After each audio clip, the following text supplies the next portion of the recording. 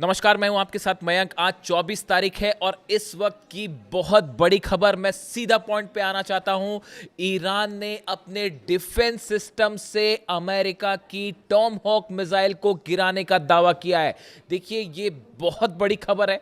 जो लोग defence industry से जुड़े हैं, जो इस बात का मतलब समझते हैं कि अगर अमेरिका की टॉमहॉक मिसाइल तबाह करता है ईरान, तो ये ईरान की इस जंग की सबसे बड़ी कामयाबी में से एक है। देखिए, ऑलरेडी अमेरिका इस बात से हैरान है, डोनाल्ड ट्रंप परेशान है, पीट हेग्सेथ हैरान है कि कैसे ईरान की जो मिसाइल्स हैं उसने पेट्रियट सिस्टम तबाह कर दिया है, थार्ड सिस्टम तबाह कर दिया है। और उसके बाद अब खबर आ रही है कि अमेरिका की टॉमहॉक मिसाइल को मार गिराया है ईरान ने। जो खबर है पहले उसकी चर्चा करें। The Islamic revolutionary guard corps claims its air defence unit intercepted and destroyed a US made Tomahawk cruise missile over Khonuj in Iran's Kerman province before it could reach its target. Iran ने यह दावा किया है, जो केरमनशाह province है वहां पर एक टॉमहॉक मिसाइल दागी गई थी जिसे ईरान के डिफेंस सिस्टम ने तबाह कर दिया है। According to Press TV, the missile was detected, tracked and neutralised by Iran's air defence unit during ongoing US military strikes. जो खबरें ईरान में हैं, ईरान का जो प्रेस ये दावा कर रहा है कि इस मिसाइल को डिटेक्ट किया गया, डिफेंस मिसाइल फायर की गई और इसे डिस्ट्रॉय कर दिया गया हवा में। देखिए, टॉमहॉक वो मिसाइल है जो अमेरिका की सबसे डेडली क्रूज मिसाइल मानी जाती है।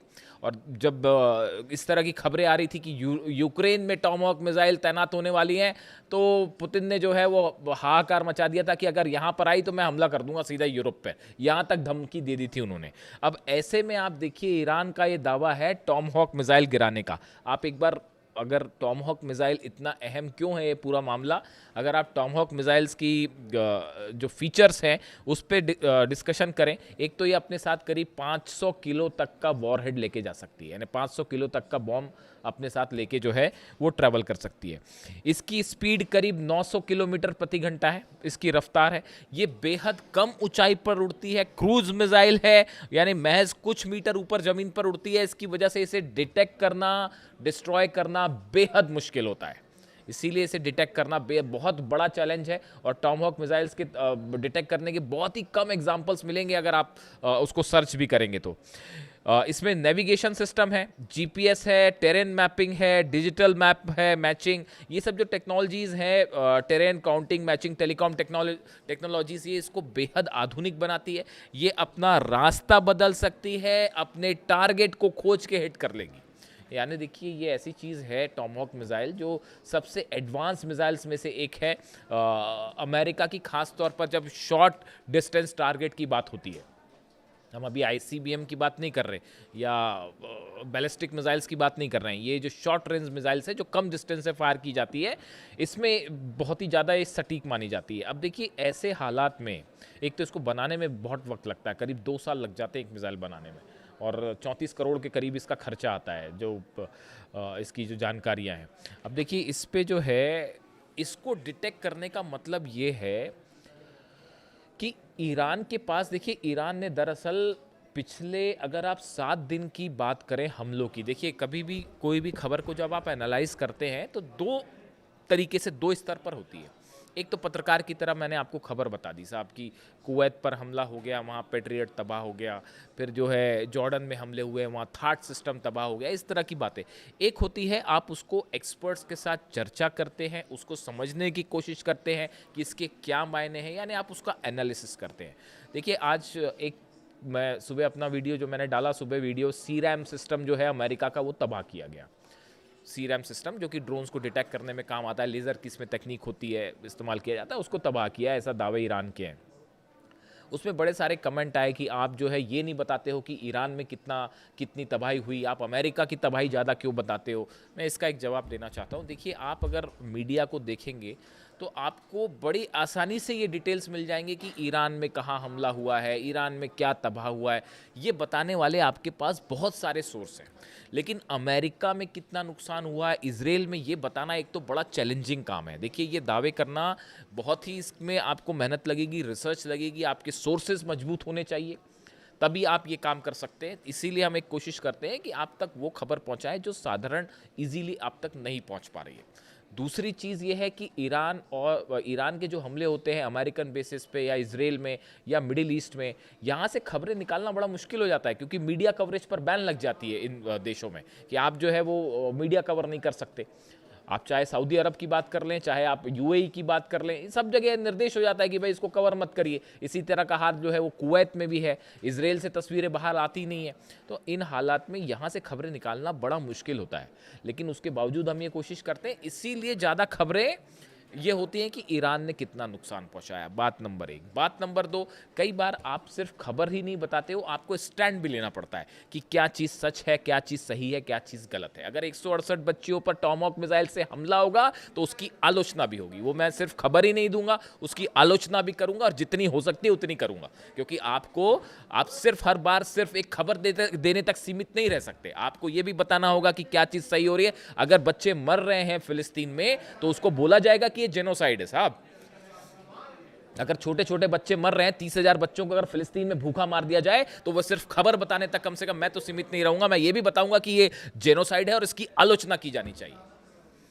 ठीक है, तो ये भी बात होती है। दूसरा, आप जब खबरें निकालते हैं वो आपको पता ही है, देखिए मैं इस बारे में कुछ नहीं कहना चाहता, ये इस वॉर के दौरान की करीब 20 से 25 खबरें ऐसी हैं जो हमने प्रिडिक्ट की और वो बिल्कुल सही हुई। जिस दिन अली खामेनी साहब पर अटैक हुआ था, इस तरह की चर्चाएं शुरू हो गई थी कि बस अब तो हार गया ईरान, अब तो हार गया ईरान।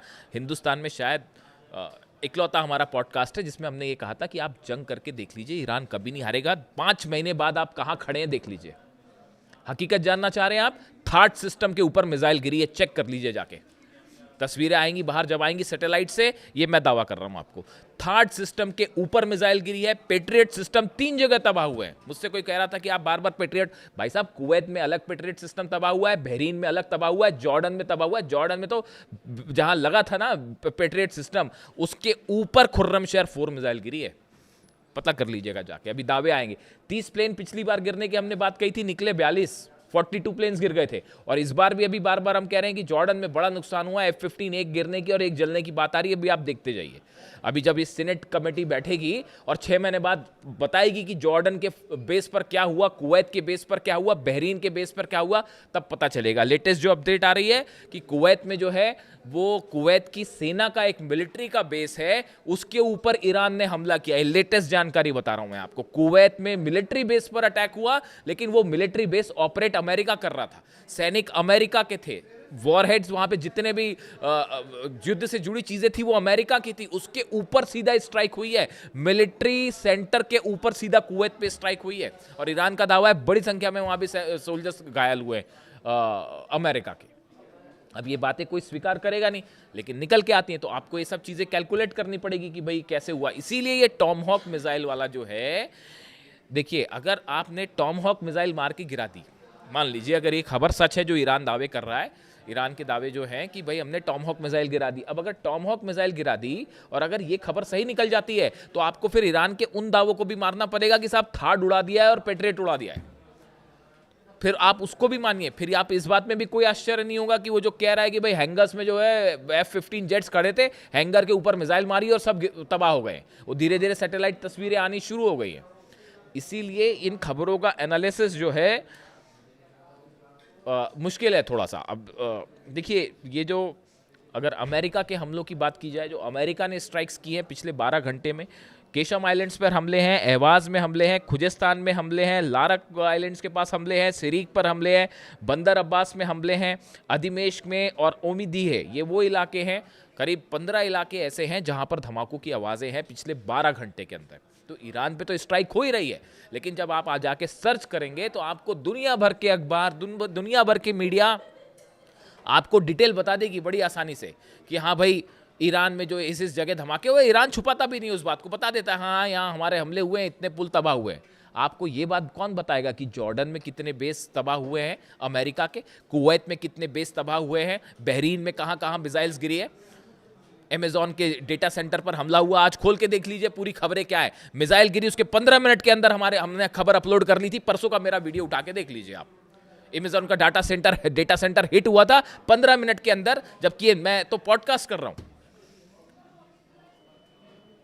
और देखिए, ये सब दावे सच साबित होंगे। थर्ड सिस्टम, उससे कई कमेंट्स पे सवाल उठ रहे थे कि ये कैसा हो सकता है, कैसे हो सकता है। पेट्रियट सिस्टम तबाह हुआ है, थर्ड सिस्टम तबाह हुआ है, जेट्स कई जलने की खबर है, और अब ये है ये टॉमहॉक वाले जो ये अभी दावे के लेवल पे है। इसको वेरीफाई करने में टाइम लगेगा, है या नहीं है, टाइम लगेगा, लेकिन ये दावा चूंकि है और बहुत बड़ा दावा है, तो टॉमहॉक मिसाइल को मार गिराना आसान बात नहीं है।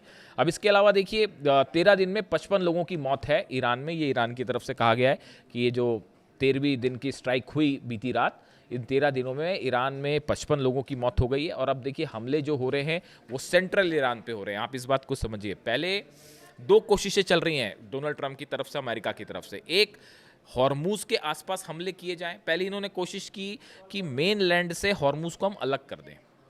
11 दिन तक जो बमबारी थी उसकी कोशिश ही यही थी। ये शायद चाहते थे ग्राउंड ऑपरेशन करें, और वो एक कोशिश थी कि भाई बंदर अब्बास हो गया, केशम हो गया, लारक आइलैंड हो गया, सिरिक हो, इन सब का हम मेन लैंड ईरान से कनेक्शन तोड़ दें। इसलिए पुल तोड़ रहे थे बम गिरा के। वो पुल तोड़ दे रहे हैं, वो 6 घंटे के अंदर साहब पुल बना दिया फिर से। ऐसी भी तस्वीर आई है।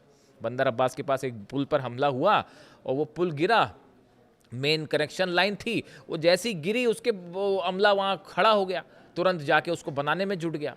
ऐसी ईरान थोड़ी ना। आप खुद सोचिए इस बात को, जो मेरे पे सवाल उठा रहे हैं, जरा वो इस बात को सोचें। दुनिया में इजराइल की आर्मी और उसकी ताकत आप जानते ही हैं। अमेरिका के पास आप हथियार देख लीजिए, अरब देशों, इन सब से एक देश मुल्क लड़ाई कर रहा है पिछले 5 महीने से। और आप क्या कर पाए? आप क्या ईरान में कब्जा कर पाए, कदम रख पाए? डर रहे हैं अभी भी डर है साहब कि अगर वहां कदम रखेंगे तो पता नहीं क्या होगा। इसी वजह से ऑपरेशन नहीं हुआ। वो एयर स्ट्राइक्स होती रही, लेकिन ये जो ग्राउंड ऑपरेशन वाला प्लान है फिर कैंसिल हो गया। ये कोशिश कर रहे थे केशम आइलैंड पे और या फिर अबू मूसा आइलैंड पे या ऐसे किसी आइलैंड पर कब्जा करने की, लेकिन वो हो नहीं पा रहा है। क्यों? डर रहे साहब हमला कर। वो तो जो छोड़ी है, वो तो ऐसा ठोक रहे हैं। हॉर्मूज में एक जहाज गिरने की तस्वीर देखी आपने? वो हॉर्मूज में जब कंफर्म हो जाएगा तो मैं बताऊंगा क्या। अभी ये कंफर्म नहीं है कि कौन सा जेट गिरा है। अमेरिका का एक जेट हिट किया गया है हॉर्मूज के आसमान में, उसके गिरते हुए और आग लगती हुई तस्वीरें हैं। अब वो कौन सा है, वो इनका वो महंगा वाला ड्रोन, क्या नाम है उसका, वो ड्रोन है या कोई F-15 तो नहीं हिट हो गया? इस तरह की भी खबरें हैं। अब अभी वो सच्चाई जब होगी तब सामने आएगी। MQ-9 रिपर ड्रोन तो ऐसे गिर रहे हैं जैसे बच्चे मार के गिरा देते हैं, पतंगों को गिरा देते हैं, खींच के काट देते हैं, वैसे रिपर ड्रोन्स गिर रहे हैं। पता नहीं कितने अरब का है वो। तो अब वो रिपर ड्रोन गिरा है या फिर F-35 F-15 जो है वो फिर से डाउन हो गया है हॉर्मूज में। उसकी तस्वीरें हैं, अब देखना पड़ेगा उसमें सच्चाई क्या है। और वो लाल सागर के आसपास जो है, अलग से वीडियो कर दूंगा मैं, वो लाल सागर के आसपास ईरान ने अपनी बैलिस्टिक मिसाइल तैनात कर दी है। वहाँ सिर्फ हूती का खेल नहीं है वहाँ पे। तो बड़ी सीधी सी बात है, हूती मतलब पीछे रूस बैक कर रहा है, ईरान बैक कर रहा है हूतीस को। और 2 अरब के 2 जहाज ठोकने का मतलब है, अभी क्यों नहीं हुआ हमला? अब तक कर देते हमला, सऊदी अरब हमला कर देता। और ईरान ने अपनी मिसाइल्स लगा रखी हैं वहाँ पे कि यमन पर हमला करोगे तो ये लो नतीजा।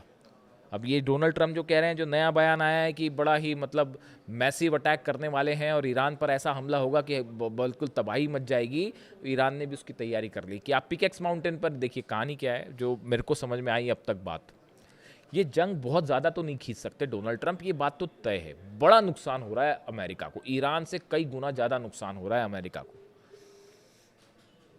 समझ रहे हो आप? तो ये ज़्यादा दिन जंग खींचेंगे नहीं, मुझे ये लगता है। पता नहीं, अभी मैं समझ पा रहा हूँ जितना, कि डोनाल्ड ट्रंप का प्लान ये है।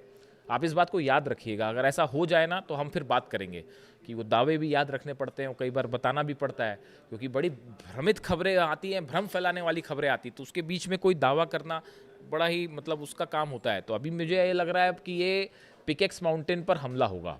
ईरान के जो बचे हुए न्यूक्लियर ठिकाने हैं, हो सकता है पिकेक्स माउंटेन पे भी बंकर बस्टर बम से हमला हो सकता है। 2 बेस हैं ब्रिटेन के जहां हलचल हो रही है, B-1 B-2 बॉम्बर्स की, डिएगो गार्सिया में भी हलचल हो रही है, उस पर भी अलग से बात करेंगे।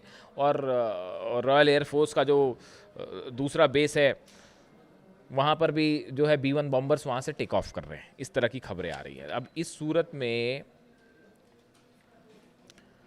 Bunker buster bombs GBU 72 bombs तैयार है। अब ऐसा लगता है कि अमेरिका पिकेक्स माउंटेन पर हमला करेगा, और हमला करने के बाद वही बात कही जाएगी कि जैसे इन्होंने नतांज फोर्दो और इस्फहान के लिए कहा कि वी हैव ऑब्लिटरेटेड देम, मतलब हमने ईरान का एकमात्र परमाणु अड्डा बचा था पिकेक्स माउंटेन के नीचे, हमने उसको भी तबाह कर दिया और अब हम यहाँ से जा रहे हैं वापस। ये प्लान है साहब अमेरिका का। Plan number 1। और प्लान नंबर 2 है बड़ी जंग करी जाए, लंबी जंग करी जाए, लेकिन इसकी बहुत बड़ी कीमत चुकानी पड़ेगी डोनाल्ड ट्रंप को। अब वो हिम्मत कर पाएंगे नहीं कर पाएंगे वो आप जानो। ईरान तो तैयार खड़ा है, ईरान कह रहा है आप आइए हमला कर लीजिए, दो करना है कर लीजिए। आपने 28 तारीख को वो कर दिया है जिसके बाद ईरान के अंदर से डर खत्म हो चुका है। अली खामनी साहब को आपने असैसिनेट करके ईरान की 9 करोड़ जनता को आपने अली खामनी बना दिया है। हकीकत सिर्फ ये है। आप ईरान के लोगों के मेरे वीडियो में कमेंट्स आते हैं, जब इंटरनेट खुलता है वहाँ इलाकों में, तो वो वहाँ भी बड़ी अच्छा, ये मैं बड़ा शुक्रगुजार हूँ इस बात के लिए। मेरे पास ईरान से कमेंट आते हैं, I am so thankful for them. वो वहाँ पे ईरान में वीडियो देख रहे हैं, जो हिंदी जानते होंगे वो देख रहे हैं। एक भाई साहब का एक दिन कमेंट आया, वो तो बहुत ही बड़ी बात थी कि हम जो है वो तेहरान में आपका वीडियो देखते हैं और जो लोग फारसी जानते हैं उनको उसका अर्थ समझाते हैं। ये तो बहुत ही बड़ा कॉम्प्लीमेंट था, बहुत ही बड़ी बात है। तो खैर, तो अब हालात ये है कि डोनाल्ड ट्रंप पिकेक्स माउंटेन पर हमला करने की तैयारी में, और ऐसी भी खबरें आ गई हैं कि ईरान की तरफ से बड़ी वार्निंग दे दी गई है कि अगर हमारे पिकेक्स माउंटेन पर हमला हुआ, जाग्रोस पर हमला हुआ, तो बाकी तो पता नहीं तेल अवीव नहीं बचेगा। तेल अवीव पे हम सीधा हमला करेंगे। वो ईरान ने अपनी प्लानिंग कर रखी है। वो मैं आपको बताऊंगा कैसे नेटो के बेसिस पर हमला होने वाला है, यूरोप कैसे खतरे की जद में है, और कैसे जो है वो तेल अवीव से सीधा इजराइल पर हमला कर देगा ईरान, अगर पिकेक्स माउंटेन पर न्यूक्लियर सेंटर्स पर हमले होते हैं तो। लेकिन इस बीच बड़ा डेवलपमेंट ये है साहब कि अब्बास अराक्ची साहब की लावरो से मुलाकात हुई है, रूस के विदेश मंत्री से, और चीन के विदेश मंत्री वांग यी से मुलाकात हुई है। एससीओ समिट हो रही है उसमें, और उसमें काफ़ी सारे डेवलपमेंट हैं। देखिए, बड़ी चीज़ें होती हैं जब आप डिप्लोमेसी की बात करते हैं। देखिए, जितनी लंबी जंग उतनी बड़ी ईरान की जीत, हकीकत यही है। तो अब ये रूस का क्या कहना है, चीन का क्या कहना है, ये सब चीज़ें तय करेंगी कि आगे क्या होने वाला है।